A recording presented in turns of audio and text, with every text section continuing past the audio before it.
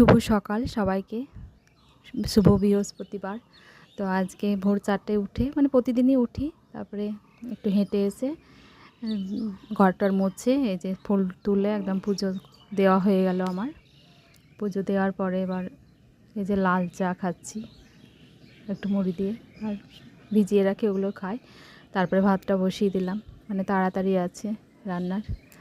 তো এই ডাল দিয়ে, মটরের ডাল দিয়ে সজনে ডাঁটা হবে।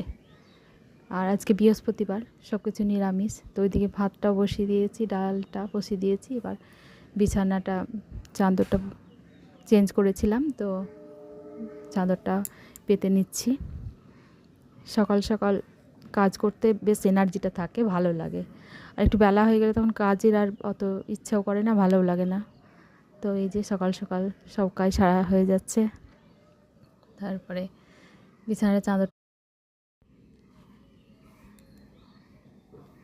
পাতা হলো।